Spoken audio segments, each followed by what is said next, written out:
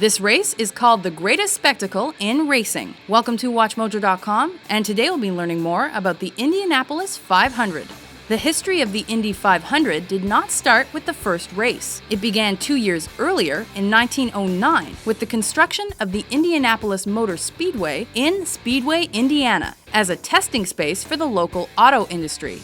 Amid an increase in interest in auto racing, founder Carl Fisher suspected people would pay to watch these cars being tested against each other, and the idea of the Indy 500 was born.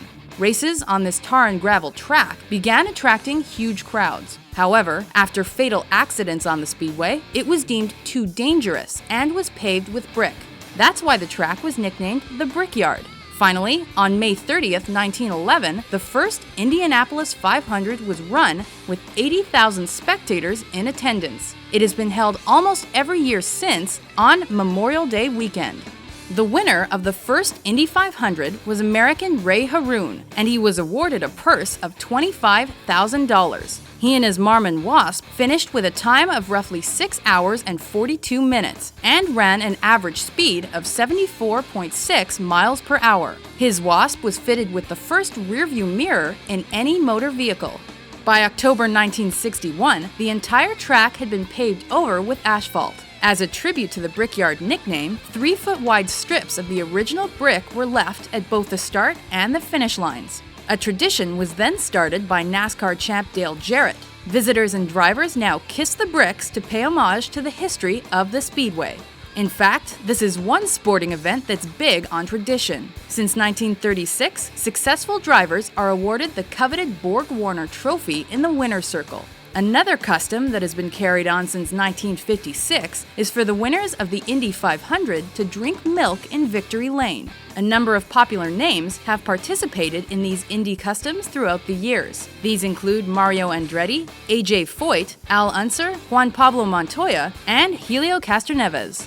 However, women haven't been left out of the fun at Indy. The first woman to compete was Janet Guthrie in 1977, and over the years, others have followed suit, with Danica Patrick becoming one of the most recognized faces in the sport. Something that has remained relatively unchanged is the track. The Indianapolis Motor Speedway is 2.5 miles long and features 2 straightaways, each measuring 5/8 of a mile long, as well as 2 shorter straightaways at 1/8 of a mile each. There are also 4 quarter-mile turns that are all banked at 9 degrees. Drivers must run the track 200 times to finish the race, and when it was conceived, it was planned to last the better part of 7 hours. However, today the race is finished well under the 3-hour mark. With only a few exceptions, there has been a 33-car limit on the race.